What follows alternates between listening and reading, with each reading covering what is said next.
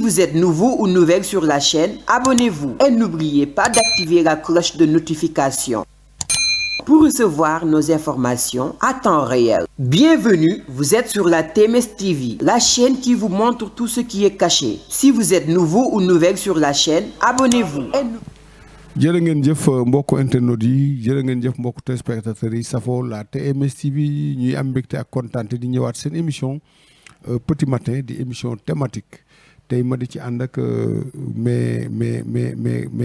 confrères de la maison su may jarbaat su may doom vraiment ñu nekk dans la cellule de communication du marabout gannaaw bi ñu ko ziare moom El Hadj Thierno Moulay Sow le PDG de la TMS TV jaaji nga nuyu ak téléspectateurs yi lay seetaan sur la TMS TV. waaw asalaamaaleykum maa ngi leen di nuyu yéen ñëpp di ngeen jaar internet yi nga xam ne ñu ngi ñuy seetaan maa leen jox seen wàccuwaay bu baax di nga nuyu Hadj Abdal Aziz di nuyu Albouri di am mbégte saa su nekk rek di bokk ak yow plateau. jërëjëf Albouri nga nuyu ak téléspectateurs yi lay seetaan sur la TMS TV ci émission Petit Matin. waaw di jaajëfal ñëpp ñu ngi bàyyi xel ci Petit Matin ñu ngi leen di ziar bu baax a baax. di la nuyu bu baax di wax ne koptu bi rafet na lool macha allah sañ bi yaa ñu nag waaye yàlla barkeel alors di nuyu sama di waa ji jaaji moom tam maa ngi koy kontaanee di nuyu ñu techniciens yëpp les hommes de l'ombre di nuyu borom kër gi bu baax ala Thierno Moulay di nuyu képp ki nga xam ne rek yaa ngi toog di ñu bàyyi xel fii ci TMS TV. Voilà, comme tu l'as dit, les hommes de l'ombre, ils sont dans l'ombre, ils sont de l'autre côté, mais très efficaces. Grâce à leur magie, vous pouvez nous voir et nous regarder, en tout cas, et nous écouter et nous entendre. Et surtout ça, c'est important. Je fais allusion à ces techniciens, ces caméramans, ces monteurs, ces régisseurs, ces preneurs de son. Alors, Petit Matin, nous ñëw ci benn sujet boo xam ne c'est vrai que nit ñi dañ koy banaliser Albouri dañ koy banaliser mais c'est extrêmement important mais d'abord yéen dama leen di laaj d'abord yéen question xoolal waaw wala déet moom après ma doog a démarrer xam naa ne ça ne va pas faire plaisir à Diadji parce que lui il aime tout le temps développer mais dama ko demander solennellement rek mu ne ma waaw wala déet après ma ñëw ci yow laaj la waaw wala déet après ma doog a ubbi émission tey nous allons parler des médicaments de la rue mooy garabu mbedd dem ci mbedd mi jënd garab moo xam nag muy garabu wolof moo xam muy garabu pharmacie am na léegi ku ma tuddal benn béréb bu ñuy jaayee ay garabu mbedd du dëgg alors je ne veux pas stigmatiser mais en tout cas d'une manière générale je parle de médicaments de la rue que ça soit médicament garab bu wolof ou bien garabu pharmacie mu ñu ko wax garabu tubaab Diadji est-ce que benn bés daan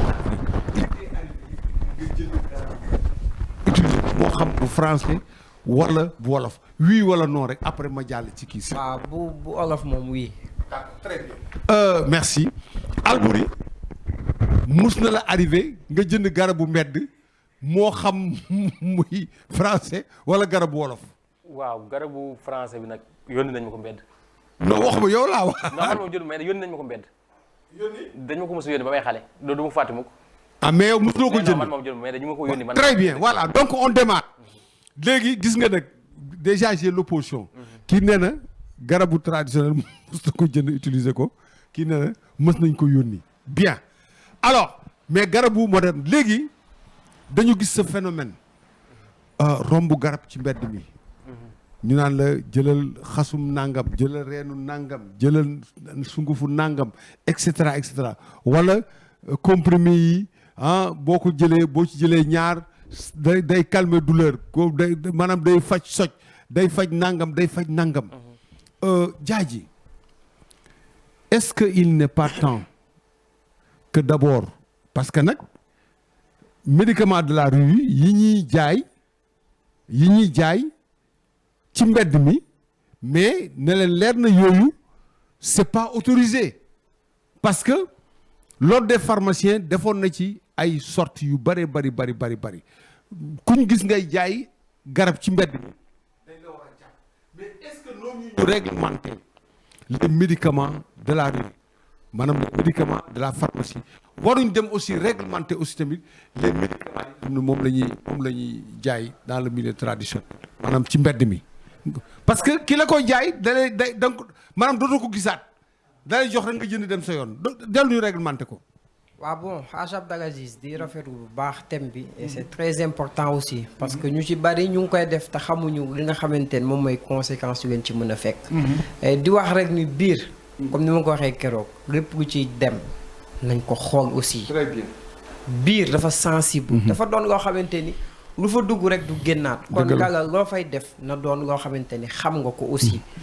médicament traditionnel yi nag. man damaa judd fekk ko fi. damaa judd fekk ko fi. bien avant moi am na ñeneen ñu judd fekk ko fi aussi. waaw te tamit bon man je peux dire. jaayum garabu pharmacie ci mbedd. waaw man ngaa condamné. mais jaayum garab médicament traditionnel. man gisuma ci problème. ah ndax lan. ah mais dafay faj. ah mais day faj ba ci mais jaaji yow garabu mbedd mi. mais léegi waaw maa ngi ñëw dama lay relancer. mais jaaji garabu mbedd bi ñuy jaay ah. sunguf reen nga xam ne nii. xamoo nu ñu ko defaree xamoo traitement bi bañ koy defar ak ni mu yàgg solo poussière bi mais jaaji soo demee ba ne nga ne loolu yow pour yow gisuloo ci danger mais seetanaat bu baax li nga wax. non man moom. du ma ni gisuma ci danger mais fu may jëndee. dama koy xam bañ na ko ba dama am client. waaw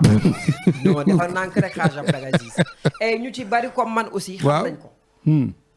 mais pour dire vrai ay sunguf ak yooyu moom du ma ko jënd quoi ay sunguf ak ay. lan ngay jënd. non ay reen moom. mais reen bi boo ko. soo déggee ne reen temps baax na te tamit dafay faj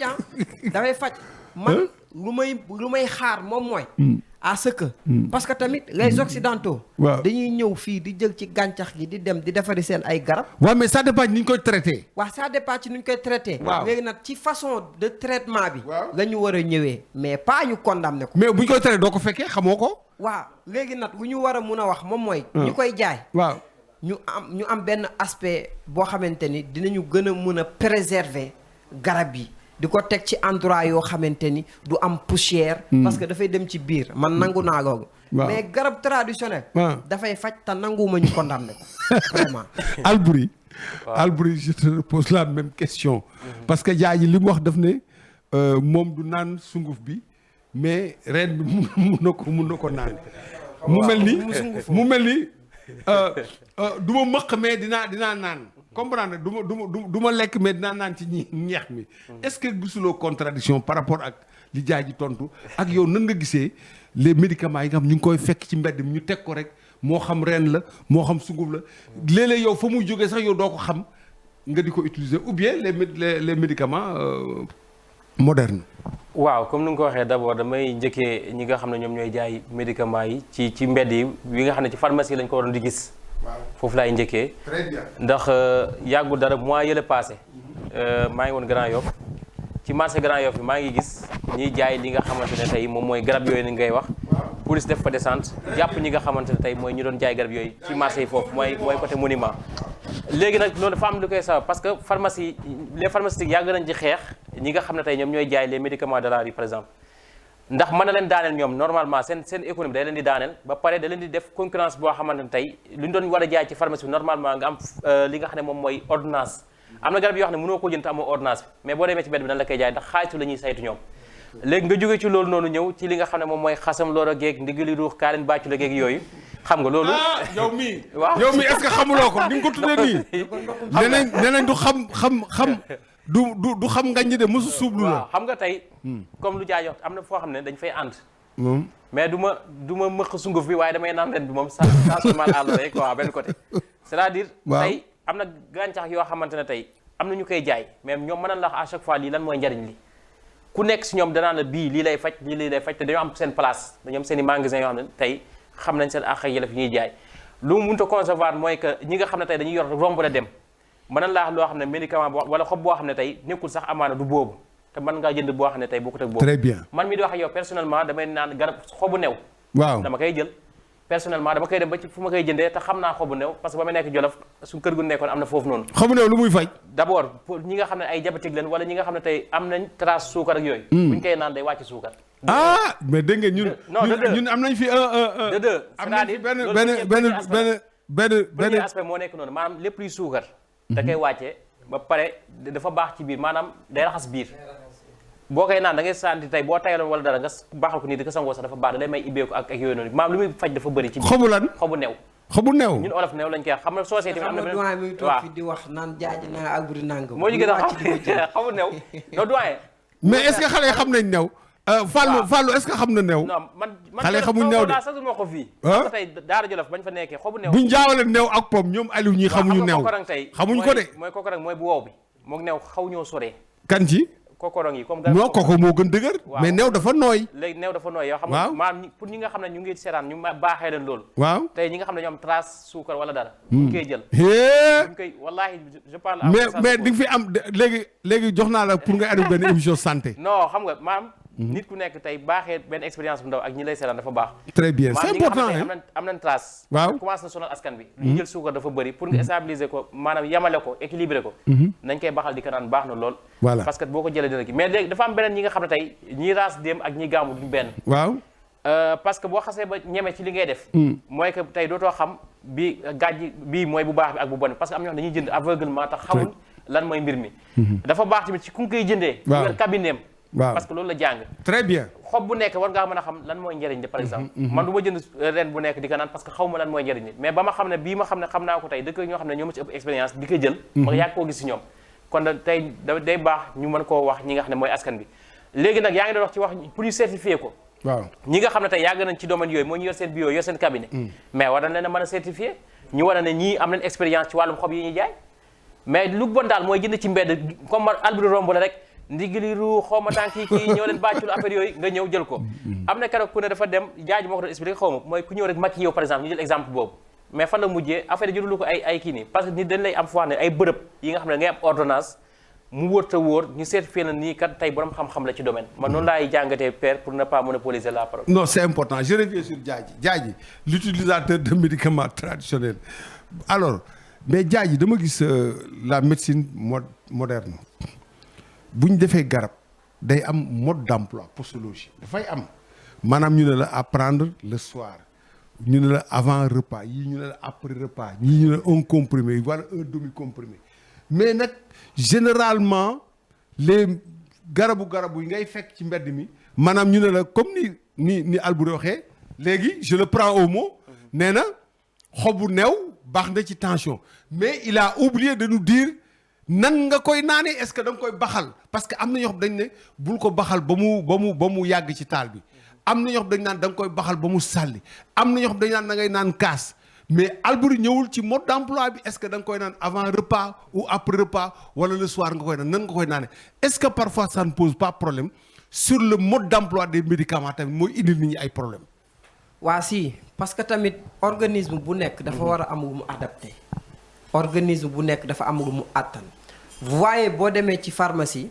nga andi sa benn ordonnance ñu ne lii ni nga koy naanee lii ni nga koy naanee dafa am solo parce que ñu ngi jël des médicaments yoo xam ne même ñun garab traditionnel yi nga xamante ni ñu ngi koy jënd di ko naan ñii di diwoo ñii di nangam sangam am na foo xamante ni dina am inconvénient parce que xamuñu ba xam war nañ ko naan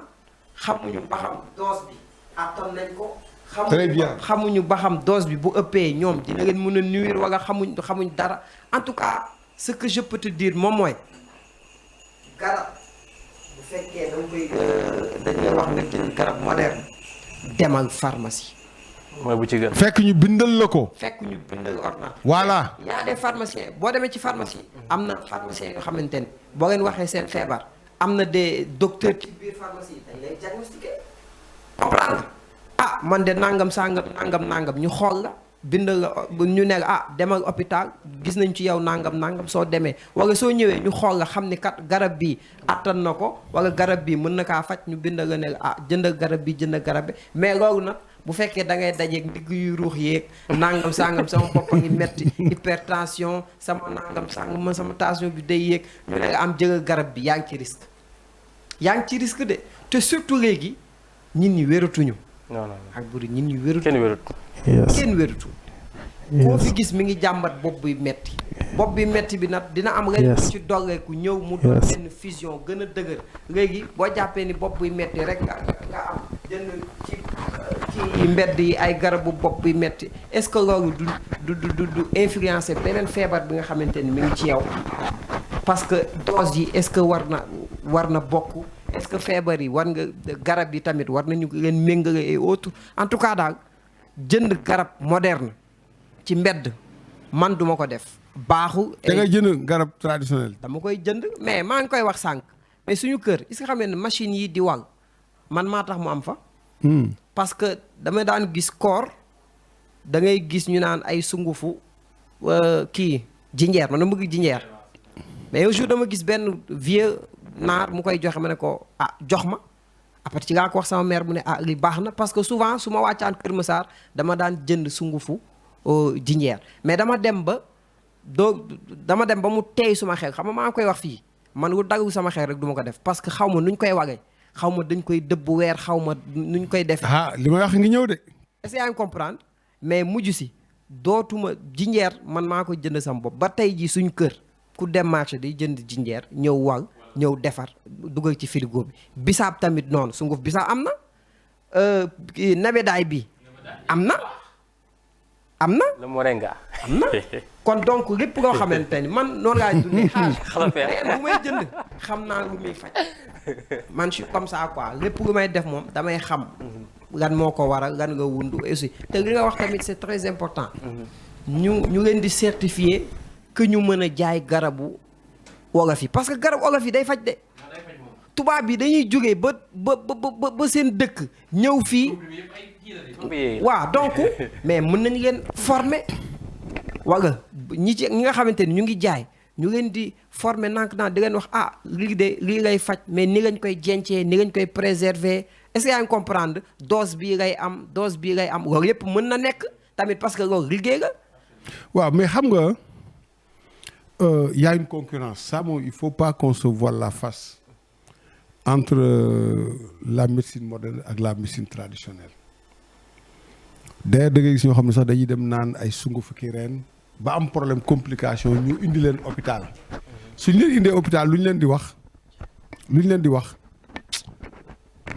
foo leen ko yóbbu woon nii ñu ne non dafa am lu mu doon naan ba mel nii am na. non si am na. du dëgg. ñu defal la cure mais contraire bi aussi dafay am. contraire bi dafay am na ñoo xam ne dañuy dem hôpital alors que feebar bi nga xam ne ni moom la ñuy traité à l'hôpital mënu ci dara garab médecine traditionnelle moom moo koy faj mais ban médecine traditionnelle ak fan ak ban garab parce que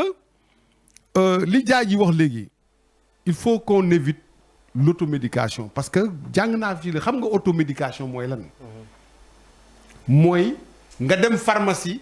ne jaay ma paracétamol. Je donne un exemple. Mais ça c'est de l'automédication. D'ailleurs médecins yi dañ koy tere. Mais en complicité avec les pharmaciens parce que pharmacie normalement boo indiwul ordonnance waruñu la jaay mais da ngay gis ku mel ni Fallou ñëw rek ne Mamadou bi boppam métti rek mër boobu garab boobu nga doon naan doo ma ci may alors que moom xamul ndax am na beneen pathologie bu mu nëbb Mamadou ne ko si yëkkati comprimé jox ko mu dem naan ko muy indi ay effets secondaires te pourtant Mamadou bi ko doon jël dañ ko bindaloon parce que adapté na ci organisme am comprendre nga mais Fallou garab boo ko adapté ko parce que xëj na am na beneen maladie boo xam ne mu ngi ko doon nëbb donc xam nga li organisme duñ benn parce que il faut pas que les gens oublient que li valable ci organisme bi mun na bañ a valable ci organisme bële je donne un exemple quelqu'un qui est diabétique nga di ko jox boppam di métti nga jox garab boo xam ne ni day faj bopp bu métti mais dafa am suukar mais kooku mën na yéegal suukar si comprendre nga quelqu'un qui a une tension boo xam dafay yéeg nga di ko jox garab goo xam ne nii xëy na day faj biir bu métti mais dafa yéegal tension mais kooku yaa ngi ko indi problème te loolu valable pour les médecins pour la médecine moderne c'est aussi valable pour la médecine mais moi je reviens encore à la médecine traditionnelle tey wax nga ko effectivement je suis d'accord avec vous tey garab yi ñuy defar nii yëpp c'est à base de plantes naturelles d'ailleurs bañ na ko ba tudd garab absolument garab déjà foofu la moo bi jógee donc tous ces médicaments que nous utilisons c'est à base de plantes alors mais problème bi mooy xëy na conditionnement bi da ngay gis moi j'ai vu bon je prends l'exemple de Thierno Moule Sow xam nga am na laboratoire fu muy defaree garab yi mais ndox mu set la fay dugal produit yi c'est bien protégé comprendre nga donc je l'ai même vu mu sol ay gants macha allah sol ay gants mais est-ce que moom par exemple précaution yooyu muy jël pour traiter les médicaments parce que moom garabam yi vite fait bi am na usage externe am na ñuy sango am na ñuy naan mais dama ne est-ce que moom moom ciy jël quoi précaution yooyu muy jël yëpp est-ce que quelqu'un qui est là dans la rue les amis les copains de Diadji teg seen garab rek takk bi mu def fa 1 semaine 2 semaines 1 mois wala 6 mois est-ce que conditions yi permettre na ko parce que garabu moderne yi pour ne pas trop parler dañuy gis na à conserver à l'abri de la chaleur même dañ koy bindlee ci notice yi denc ko fu sedd wala bu ko def fu exposé bu ko solee bi daal mais nag garab yële moom da ngay teg rek moom boo xamee ne nit ki ñëw lu jënd rek nga génne rek daal di koy jox te est-ce que raxas bi ci war mu ngi koy c'est là où je voulais que waaw foofu noonu dañuy appuyer ce point boobu parce que tey garab yaa ngi wax léegi am na foo xam ne tey warul gis chaleur warul nekk ci naaj warul nekk ci foo xam ne day pëccëxoo mais dañoo toll ci jamono yoo xam ne Sénégal moo mel noonu père muy jaaykatu garab beeg keneen ak keneen moo ci yem léegi nag comme temps bi nga xam ne tey am na ñi nga xam ne ku ci benn tey Alaaji Thierno Moule Sow jël na ko ci temps di xool naka lay defee garab bi ak yelef bu mu ci am parce que nit bul xool sa digganteeg garab gi mais xool sa digganteeg doomu aadama yi ëllëg ndax bés day ñëw nit nga layoo ko suñu borom am na ñoo xam ne sóoraale woon na ëllëg dina am tey temps bi nga xam ne si nga koy def sol say gants xool fan nga koy def ci nature bi nga war a toog man tey su ma demee bay jënd garab fan laa ko war a jëndee ndax da ngay la sa taabu rek ma ñëw jëndee fa déedéet damay xool ki nga xam ne yor na cabinet ma xam ne kii tey ponkal yëpp dañuy ñëw ci moom wala ñeneen ak ñeneen ñu ngi ñëw ci moom am na tey waaw di nga xam ne kii tey mun laa la ci quoi mais nga ñëw fekk koo xam ne dafa yor taabalam bu ndaw jékki-jékki laqatu dem suba mu dem fële tey mu ñëw fii mais foofu boo loolee sa bopp yow yaa ko def sànq yaa tamit ci waxu hôpital xam nga hôpital des fois moo kii ñiy jaay garab mbedd yi soreetul da ngay dem gis nga am na benn mère wax dafa amee woon diabète non sérieux waaw dafa amee diabète Diadji feebar ñëw hôpital rek ñu solal ko sampal ko butéel direct si yéeg mu xam nekk dans le coma pendant 3 jours mu ngoog te xamul lan lañ ko sampal te nit bu ñëwee dañu war a xool suukaram ndax yéeg na wala yéegul ba pare pour nga ñëw pour nga préviser ko mère boobu du ma tudd hôpital di tooñ 3 jours la toog nekk dans le coma bañ fa woon dafay dee wala du dee mooy li ngay wax léegi c'est-à-dire même léegi hôpital yi sax yow sa bakkan mu ngi ci xottu gerte léegi fan nga war a dem ci hôpital bi nga war a dem wala même ci médecin des fois nga am ñoo xam ne dañuy jël garab yoo xam ne waruñu koo jël seen organisme aatunuñ ko ñu mbir nag tout excès est nuisible à la santé buñ la waxee dara am na ñoo xam ne tey da nga leen jox benn comprimé naan leen benn par jour ñu bëtt barrière bi nga wax dañuy jël 3 par jour par exemple te loolu du yoon non ku nekk sa organisme xam nga doomu aadama ñun tamit des fois ñun ñooy dugal suñu bopp waaw mën nga ñëw ñu ne la xob bii tey boo ndékkee rek naan ko kese nga pare ci journée bi mais da gis koo xam ne dafa bëgg wér kut ko kut fekk ne affaire yi day lay faj ci benn tàng-tàng bi nga nekk parce que moom mooy lor boppam loolu daal laay wax ñu gën a xoolaat fu ñu def suñuy ay garab gën a moytuwaat yàlla doole ñëpp très bien Albouri am na li nga wax lu am solo man j'ai vécu l'expérience avec une de mes cousines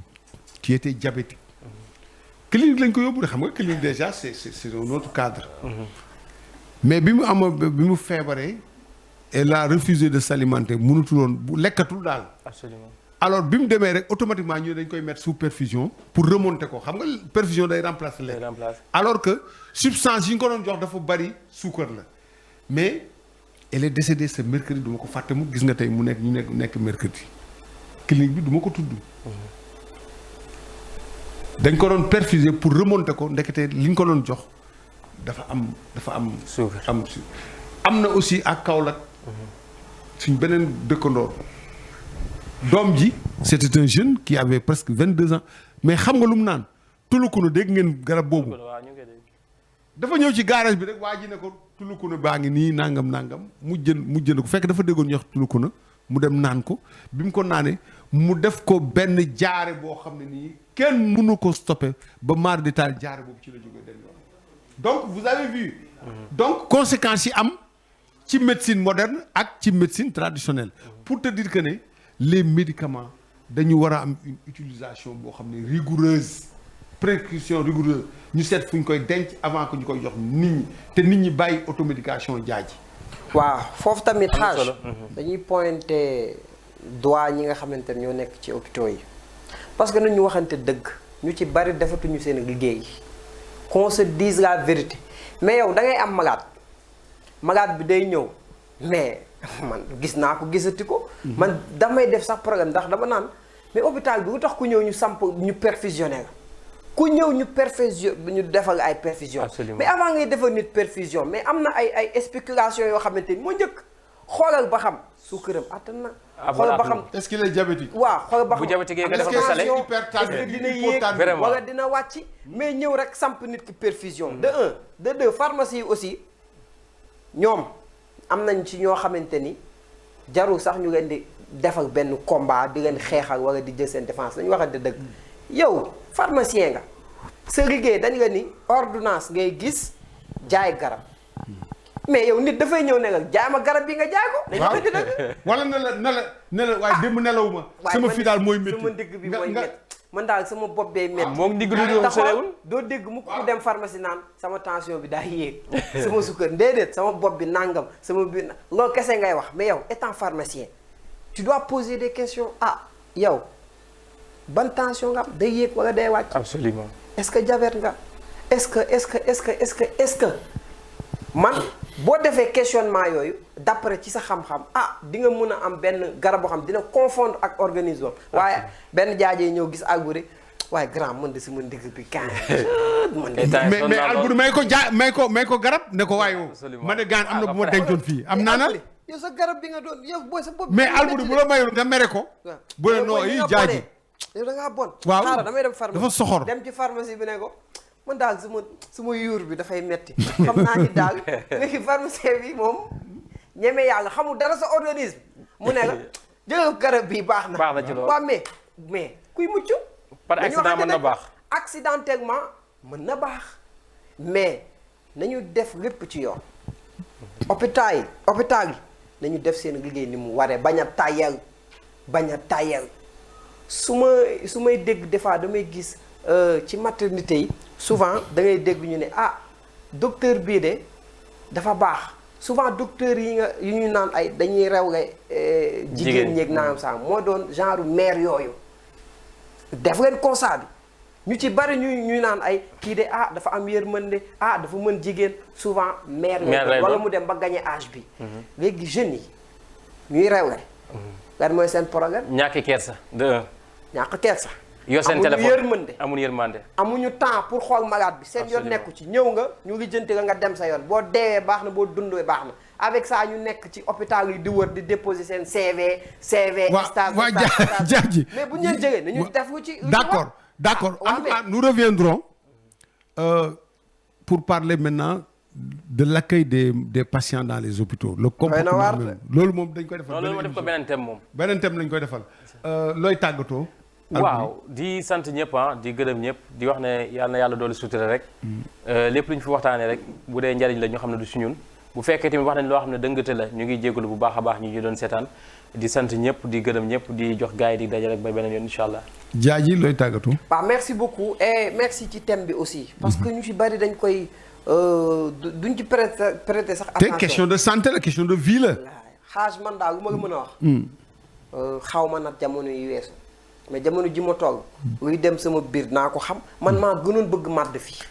kuy jaaykatu màdd ci réew mi xamoon na ma mais léegi pot màdd boo ma ko doon may sax du ma ko jël parce que xaw ma nuñ ko defaree une fois mus naa gis koo xamante ni di expliquer ay pot màdd yu fuur ak nangam laa ni non dootuma ko lekk lépp luy jëm ci sama biir maa koy xam soit ma jënd ko togg ko wala ma defar ko lekk ko mais bu dul loolu moom vraiment du ma ko def quoi di waxaat ñëpp nañu gën a bàyyi xel ñi nga xamante ni ñu ngi jënd ay garab traditionnel sama mbokk yi nañuy gën a xam garab yi te boo leen demee ngeen laajte garab yi gu ñuy faj ak gu ñuy yàq aussi te ngeen xam ñi leen koy jox voilà te tamit nañu offrir l'occasion à ñi koy jaay ñu leen di mën a di former ñu dem ba di songer wu ci ay clinique ak yooyu mais xoolal élation nu mu ngay saw dafa moderniser fajam def clinique am mais garabam yi fi mu koy jenc moo gën a wóor fi nit ñi di toog nañu waxante dëgg kon donc loolu yëpp nañ ci bàyyi xel en tout cas merci beaucoup ça fait plaisir. Voilà les médicaments de la rue, que ça soit les médicaments modernes que l'on retrouve dans les officines, mais que ça soit aussi les médicaments traditionnels. Quand je parle à base de plantes, d'écorces en tout cas et de feuilles, etc., qui sont vendus dans les rues et parfois même par des gens qui sont mobiles et des gens qu'on ne peut pas retrouver en cas de problème. En tout cas, ça c'est un phénomène très récurrent parce que la santé n'a pas de prix et tout vaut la santé. Voilà le thème qu'on vous a proposé ce matin pour votre émission thématique Petit Matin. Le rendez-vous c'est pour bientôt sur la TMS TV. Merci. Bienvenue, vous êtes sur la TMS TV, la chaîne qui vous montre tout ce qui est caché. Si vous êtes nouveau ou nouvelle sur la chaîne, abonnez-vous et n'oubliez pas d'activer la cloche de notification pour recevoir nos informations à temps réel.